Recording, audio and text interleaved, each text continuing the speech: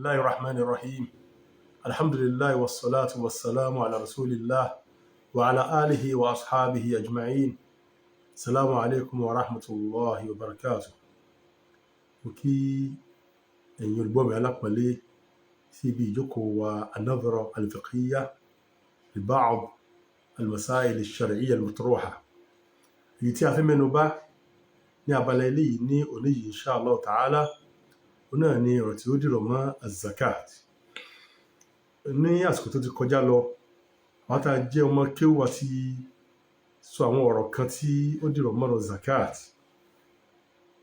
Ló ní èyí ó ní lọ́wọ́ tí zakat wọ̀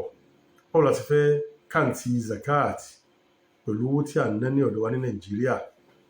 A ti sọ yìí ṣáájú lọ alhamdulillah. Àmọ́ gẹ́gẹ́ bí àkíyèsí mo rí wípé bóyá a ní ìdí àti pé gbogbo àwọn àlùfáà wa nílẹ̀ Nàìjíríà ní àdásánlẹ́sà àwọn tí wọ́n jẹ́ àwọn onímọ̀, àwọn tí wọ́n jẹ́ ní àwọn fatiwa, àwọn muftu, àwọn ṣùyó, àwọn paráfísà, dàkátìrà tí wọ́n ní àkọlé àti ìtọ́jú mọ́rọ̀ al-fiqh al-islam. Mo bẹ gbogbo apáta ẹ̀dàkùn ọlọ́mọ yóò bá sẹ́lẹ̀ sáré. Ó yẹ kí ọ̀rọ̀ ìtọ́jú mọ́rọ̀ zakat ó wà níbi tí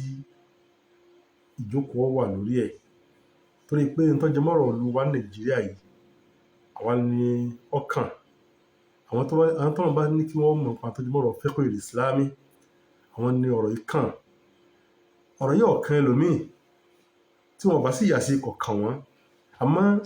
ẹ̀yin tẹ́ ẹ jẹ́ àfáà wa tẹ́ ẹ bá dákẹ́ lórí ẹ̀ tẹ́ ẹ bá ṣiṣẹ́ lórí ẹ̀ ọlọ́wọ́ akọ́bá nìrìn lọ́wọ́ kó jẹ́ kẹ́ ẹ ṣiṣẹ́ lórí ẹ̀ o. Tá a bá ṣiṣẹ́ lórí ẹ̀ ó kù pọ̀ o ọlọ́wọ́ akọ́ tó àṣẹ o. Níbi abala tí mo fẹ́ ká sọ tí mo fẹ́ ká jọ yẹ̀wò tí mo sì pé ẹ̀yin ọba wa kì í sọ̀rọ̀ tẹ́nìkan ọkàn sọ. Ọ̀rọ̀ yìí sí ọ̀rọ̀ tẹ́nìkan àbí ọmọ kí ó kọ́ ọkàn sọ lásán,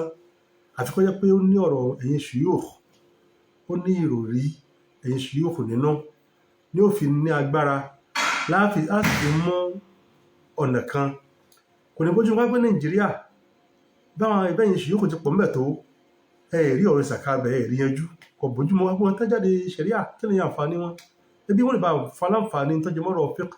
níbi tọ́jú mọ́rọ̀ fiqh zakat náà ni ló fi ájẹ́ pé wọ́n pè wá ìdàpọ̀ ìjọ mọ́ pé gbogbo ẹ̀yin tẹ́ ọ̀rọ̀ kan. Ọ̀rọ̀ yìí sọ̀rọ̀ ẹnìkan, ọ̀rọ̀ gbogbo ẹ̀yin shuyukh ni látà tí wọ́n péjọpọ̀ sọ̀rọ̀ tá a mú kí ni tó wà aslahu fún wa níbi ọ̀rọ̀ zakat. Sí kí a máa yọ zakat pẹ̀lú gold ni àbí ká máa yọ pẹ̀lú silver ká mú kanú ẹ̀. Eléyìí ó ṣàǹfààní fún wa kí èyàn ó sì pé yóò sí méjì kò sí tó burú ń bẹ o. Àmọ́ èèwọ̀ afẹ́ máa pèpè sí ń bẹ torí ní ìsìn báyìí kí kájọ sí àyẹ̀wò àwọn nǹkan yìí. Tá bá sọ pé gold a fẹ́ lò ní Nàìjíríà ní òní báyìí ẹni tí zakat tọwọ́ owó ẹni tó bá jẹ́ pé ó ní òdiwọ̀n lásìkò tá a wà báyìí nǹkan bí òdiwọ̀n bí 3.9 lọ sókè bá ń lọ ẹ bá ní lọ́wọ́ lónìí báyìí ó ní zakat wọ owó rẹ̀. Tó bá jẹ́ pé ti fẹ́bọ̀ ti silver ni àwọn tí zakat wọ owó wọn ó ní 307,000. ẹ bá nírú eléyìí lọ́wọ́ ó ní zakat wọ owó ẹ̀ lónìí báyìí. Ẹmọ̀ ìyá mi tí apá kan bá ń pèpè sí gold wípé gold ní ká máa fi yọ zakat wọ́n túnmọ̀ sí pé àwọn tí wọ́n ta ló ní bíi 3 million lọ́wọ́ tí ó pé wọ́n yọ zakat owó ìbáyìí àwọn tí wọ́n ní wọ́n kéré sí ẹni tí ó ní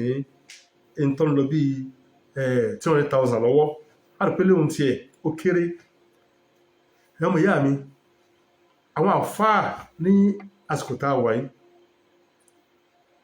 wọ́n gbà wípé ó lọ sọ́nà méjì níbi tọ́jú mọ́rọ̀ ṣé gold láàlò ni láti mọ káàntì zakat ni àbí àlùfẹ́gbọ̀ silver wọ́n lọ sọ́nà méjì ń bẹ̀. àwọn tí wọ́n jẹ́ wọ́n ní ọmọ ìbọn fẹ́ ka ọ̀rọ̀ àwọn àfáà fún wa pé ìbàdí pé àlejò mọ pàtàkì káwọn àfáà wọn ní ìjókòó lórí ọ̀rọ̀ yìí báyìí. àwọn àfáà àwọn majma' fiqhi al-majma' fiqhi at-tabi' li-rabita al-'alam al-islami fi Makkah majma' fiqhi ọgbàjúmọ̀ hayatul kibar ulama ní Saudi Arabia lajna daima bákan náà àtàwọn shuyukh ní alamu islami nínú wọn ni Sheikh Bin Baz àtàwọn míì tí a pọ̀ wọ́n lọ síbi wípé taqdiru zakat bi adna nisabayn min adh-dhahabi aw al-fidda wa dhalika mura'atan li maslahati al-fuqara. wọ́n sọ wípé tá fẹ́ kàǹtì zakat ká máa lè tí ọba jẹ́ pé owó ẹ̀ bá wálẹ̀ jù nínú gold ní àbí fàdákà wọ́n ní kanú àmú méjì tó bá pè lówó ẹ̀ wálẹ̀ jù tó túnmọ̀ sí pé àwọn tá a wí yìí ní tí wọ́n dúró pọ̀ dá pọ̀ jù òun náà ní ká lo fàdákà káwọn fi káàntì ẹ̀. wọ́n ní kí ló fà á wa dhalika mura'atan li maslahati al-fuqara torí ìpele yìí àǹfààní àwọn tálíkà ó dì mọ́. bákan náà ọmọ ìyá mi Sheikh Wahb az-Zuhaili bọ́ọ̀bá ní kọ́ni fọ̀nùkẹ́ wọ́n sọ nínú tíra al-fiqh al-islami wa adillatu wọ́n sọ wípé màtí wọ́n sọ gbogbo àwọn ọ̀rọ̀ táwọn àfáà àti bẹ́ẹ̀ ti yapa inú bí tọ́jú mọ́rọ̀ sí góòdì láàlú ní àbí fàdákà wọ́n sọ pé wa yara kathirun min ulama'i al-'asr anna an-nuqud tuqaddaru bi si'r al-fidda ihtiyatan li maslahati al-fuqara bal anna dhalika anfa'u lahum wa ara Sheikh az-Zuhaili sọ́wọ́ وأرى الأخذ بهذا الرأي لأنه يفتى بما هو أنفع للفقراء. Sheikh az-Zuhaili ọba ìfọ̀n kẹ́ ọ̀nà sọ̀rọ̀ yìí pé ọ̀pọ̀lọpọ̀ àwọn àfáà lásìkò tá a wà yìí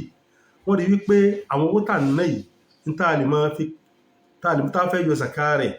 ní tí a máa fi káàntì ẹ̀ ní fàdákà fún ìkíyèsí àǹfààní àwọn tálíkà torí pé léyìí ló wúlò fún wọn jù. ẹmọ ìyá mi Sheikh az-Zuhaili sọ pé mo sì rí pé léyìí gan ráàyè ọ̀rọ̀ tí mo sọ yìí táwọn ọ̀pọ̀lọpọ̀ àfáà sọ yìí òun ló dáa pọ̀ jù òun rí pé ilẹ̀ lè dìdì mú wàá rọ al-akhd bi hadha ar-ra'y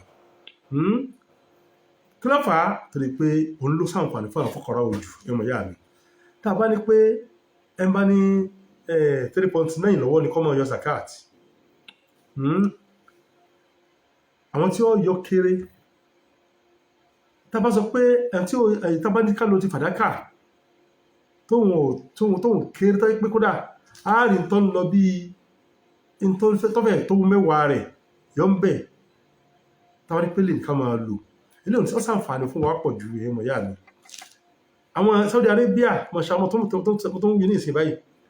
tí wọ́n rẹ́sẹ̀ wọlé dáadáa tó pé fúkàrà òbẹ̀ kéré wọ́n yẹ lo góòdì kí la fẹ́ máa di wọ́n mọ́ góòdì sí ẹ̀dàkùn ẹjẹ́ ká mọ́ bẹ̀ wá ẹjẹ́ ká ọ̀rọ̀ yìí sọ̀rọ̀ àwọn ọmọ kí ọ̀rọ̀ yìí ṣù yóò òun ní ẹ̀dàkùn mọ́ bẹ̀ wá káyé kí tó kókó tẹ̀ páyín pọ̀ kí ẹ dámọ̀ràn kí láà máa lò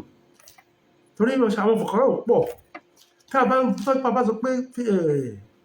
fẹ̀dẹ́kà la fẹ́ máa lò ilé ya owó tá a máa rí gbà fún zakat yóò pọ̀ yóò ṣe ń tọ́pọ̀ fáwọn aláìní tó kọjá wípé góòdì láfihàn káàntì zakati lọ. eléyìí báyìí mo fẹ́ kí a ṣe àbójúwò sí kọ́lọ̀wà kí ó ṣe àlékún ìtọ́sọ́nà rẹ̀ fún gbogbo èèyàn fáà wa àti gbogbo àtàjọ ọmọ kí ó kọ́ tọ́ sí èyí tí a fi rí ìyọ́nú rẹ̀. Allahumma salli ala Islam wal muslimin.